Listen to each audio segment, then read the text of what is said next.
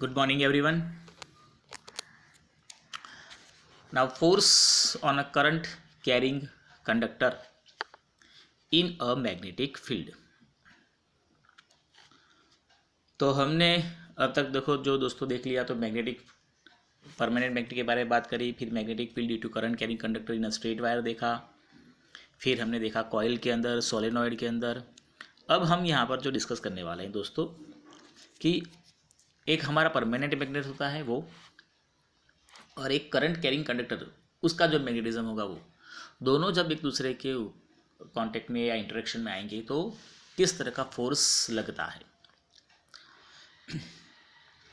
So we have learned that an electric current flowing through a conductor produces a magnetic field, and the field so produced exert a force on a magnet placed in the vicinity of the conductor.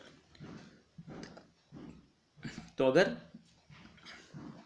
हमने magnetic field के अंदर, magnetic field जहाँ तक लगता है उसके अंदर अगर हमने करंट कैरिंग कंडक्टर रखा तो उससे कोई एक फोर्स जनरेट होगा, फोर्स लगेगा। और इसी को स्टडी किया था फ्रेंच साइंटिस्ट आंद्रे एम्पियर ने, and he suggested that the magnet must also exert an equal and opposite force on the current carrying conductor. अब यहाँ पर होता ये है कि जब मैग्नेटिक फील्ड के अंदर हम करंट कैरिंग कंडक्टर को रखेंगे तो कंडक्टर के अंदर से जब इलेक्ट्रिसिटी पास होगी तो उसमें से एक मैग्नेटिक फील्ड प्रोड्यूस होगा, उसका भी अपना मैग्नेटिज्म है जो हमने आगे देख लिया है।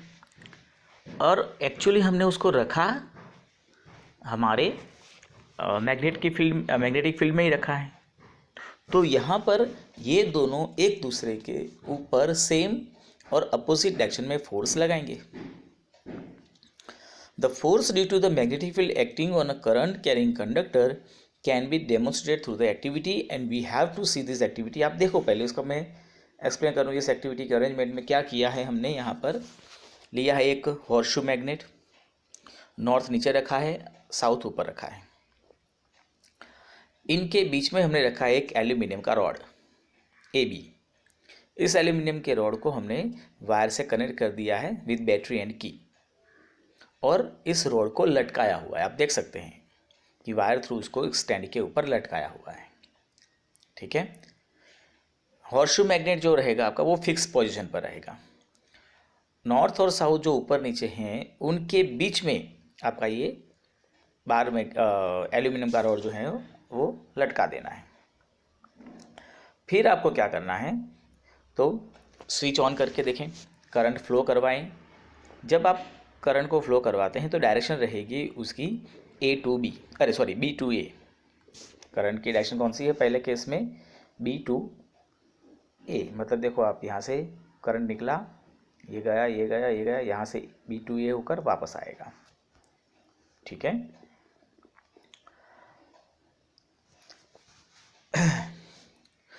तो जब आप करंट को B to A रन करवाते हो, आपका ऑब्जर्वेशन देख लो, रॉड डिस्प्लेस हो रहा है। यस, तो जब आप उसको मैग्नेटिक फील्ड में रखकर इस तरह से करंट को फ्लो करवाते हैं तो आप देखेंगे कि आपका जो एल्यूमिनियम का जो रॉड लटकाया हुआ था वो लेफ्ट हैंड साइड पे थोड़ा सा मूव होगा। It move towards the left hand side. फिर आप क्या करें, ये जो हॉर्सशू मैग्नेट है उसको अब उसके पोल्स को रिवर्स कर दे, मतलब नॉर्थ की जगह पे साउथ, साउथ की जगह पे नॉर्थ करके देखें, तो आपको ये इफेक्ट देखने को ज़रूर मिलेगी, लेकिन अपोजिट इन डायरेक्शन। अब डायरेक्शन अपोजिट हो जाएगी, मतलब अब वो थोड़ा सा राइट हैंड साइड मूव होगा। या तो आप बैटरी के चार्जेस को चेंज करके नेगेटिव पॉजिटिव को इंटरचेंज कर दें तो भी आपको यही इफेक्ट देखने को मिलेगी। तो आपने देखा कि ये जो आपका एल्यूमिनियम रॉड जो था, जो लटकाया हुआ था, वो डिस्प्लेस हो रहा है। तो डिस्प्लेस होने के लिए कोई एक फोर्स चाहिए था, और वो फोर्स प्रोवाइड किया गया था by the magnetic field. As I told you guys कि आपका जो हॉर्सशू मैग्नेट था वो फिक्स पोजीशन पर था और वो हैवी भी है। ठीक है, जबकि एल्यूमिनियम रॉड लटकाया हुआ था, सस्पेंडेड था, तो दोनों के ऊपर फोर्स लगता है, लेकिन एल्यूमिनियम रॉड जो है वो मूव हो सकता है, इसलिए वो लेफ्ट या राइट जो भी डायरेक्शन थी उसमें वो मूव हुआ। मतलब यहाँ पर एक फोर्स जनरेट हो रहा है। So the displacement of the rod in the above activity suggests that a force is exerted on the current carrying aluminum rod when it is placed in a magnetic field.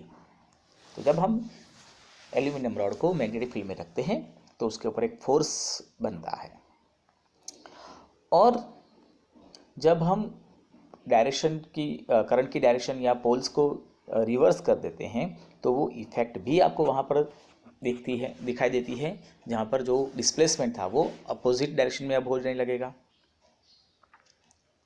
So it is once again observe that the direction of force acting on the current carrying rod get reversed and it shows that the direction of the force on the conductor depends upon the direction of current as well as on the direction of the magnetic field. तो force की direction जो है वो depend करता है कि किस direction से करंट फ्लो हो रहा है या तो कौन सी डायरेक्शन में आपने मैग्नेटिक फील्ड रखा हुआ है। अगर आप चेंज करते हैं डायरेक्शन को, मतलब कि करंट की डायरेक्शन को, और इसमें जो चेंजेस दिखाई देते हैं डिस्प्लेसमेंट में, ये वही प्रूव करते हैं कि डायरेक्शन का यहाँ पर इंपॉर्टेंट है।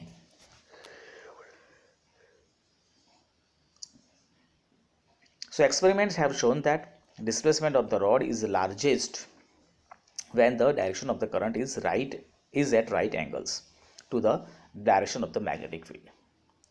तो एक्सपीरियंस से हमें जो इतने हमने एक्सपेरिमेंट किया है उनसे हमें ये पता चला कि जब हम मैग्नेटिक फील्ड और करंट इन दोनों को एक दूसरे के परपेंडिकुलर रखते हैं, 90 डिग्री पे रखते हैं, राइट एंगल पे रखते हैं, तब मैक्सिमम डिस्प्लेसमेंट होता है, और जब हम इनको पैरेलल रखते हैं तो मिनिमम या तो ज़ीरो डिस्प्लेसमेंट होता है। So in such condition we can use a simple rule to find the direction of the force, और ये फोर्स इसका नाम है आपका फ्लेमिंग्स लेफ्ट हैंड रूल। तो आप यहाँ पर देख सकते हैं लेफ्ट हैंड है, ठीक है। यहाँ पर आपको क्या करना है कि आपके जो लेफ्ट हैंड की जो 4 फिंगर है, मिडिल फिंगर और थंब है, इन तीनों को एक दूसरे के परपेंडिकुलर रखना है।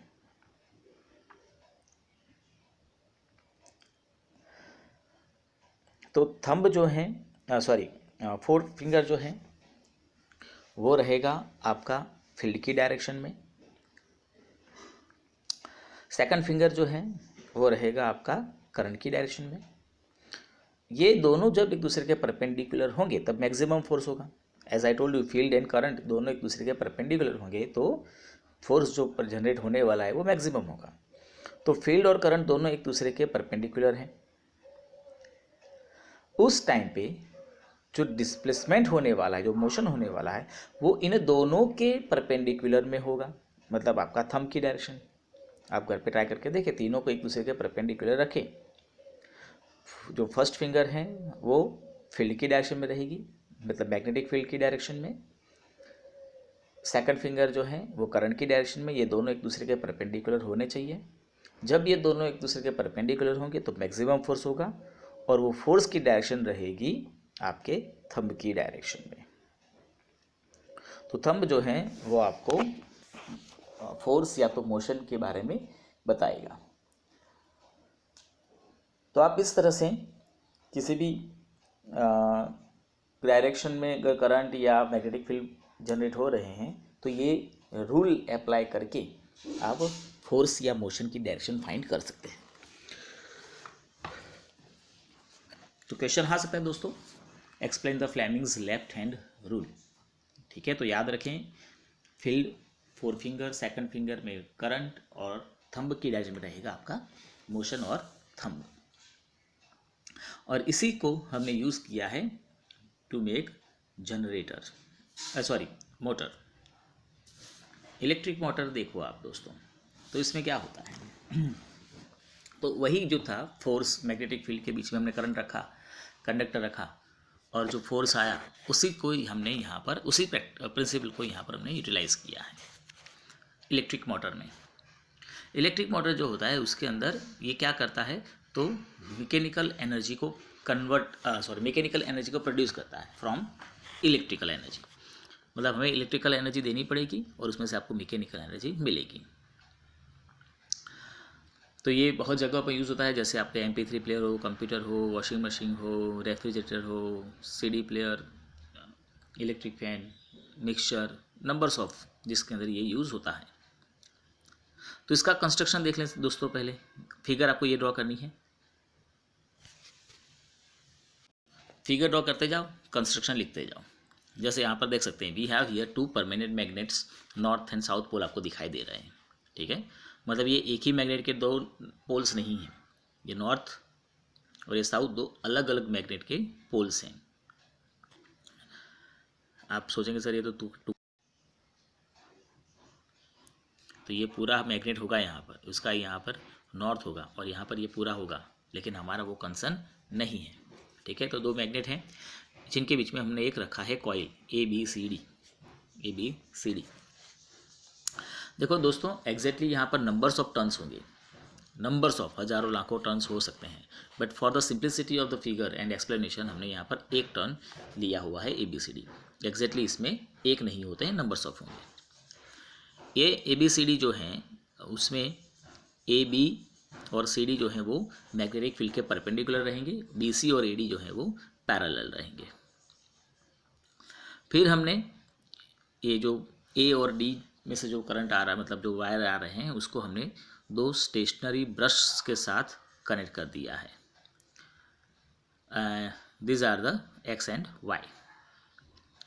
और इन ब्रशेस के कांटेक्ट में रहेंगे 2 सेमी सर्कुलर रिंग्स जिसका नाम है P and Q। P and Q जो है वो सेमी सर्कुलर रिंग से एक दूसरे के कांटेक्ट में नहीं है, और इनको हमने रखा हुआ एक फ्रीली मूविंग एक्सेल के ऊपर, मतलब ब्रश जो है वो इस रिंग के कांटेक्ट में रहेंगे। X and Y are in the contact with the rings. इन X और Y को हमने बैटरी और की के साथ कनेक्ट कर दिया है। ठीक है, तो ये रहा उसका कंस्ट्रक्शन जो मैं बोला वो। आप अपने लैंग्वेज में भी लिख सकते हो, जस्ट आपको ये ड्रॉ करना है और इसी को आपको एक्सप्लेन कर देना है, नो इश्यूज़। फिर आता है उसका वर्किंग। तो जब आप बैटरी ऑन करते हैं तो current in the coil ABCD enters from the source battery through conducting brush X and Y। X और X से वो फ्लो होता है और Y से निकलता है, मतलब करंट की एंट्री होगी X से, एग्जिट होगा Y से। तो इनमें जब करंट फ्लो होता है तो वो ABCD थ्रू जाएगा। जैसे मैंने आपको पहले ही कहा था कि AB वो परपेंडिकुलर है मैग्नेटिक फील्ड के, CD भी परपेंडिकुलर है मैग्नेटिक फील्ड के, मतलब यहाँ पर मैक्सिमम फोर्स अप्लाई हो सकता है, जबकि BC और AD के ऊपर कुछ नहीं होगा। वन मोर थिंग कि AB और CD में जो करंट की डायरेक्शन होगी वो एक दूसरे से अपोजिट रहेगी। AB ऊपर की तरफ जा रहा है, CD में नीचे की तरफ आ रहा है, मतलब दोनों में करंट की डायरेक्शन जो है वो अपोजिट है। ठीक है, अगर आप यहाँ पर फ्लेमिंग का लेफ्ट हैंड रूल अप्लाई करें तो पता चल जाएगा कि दोनों में डायरेक्शन कौन सी है करंट की। So when you move the when you pass the electric current from this circuit,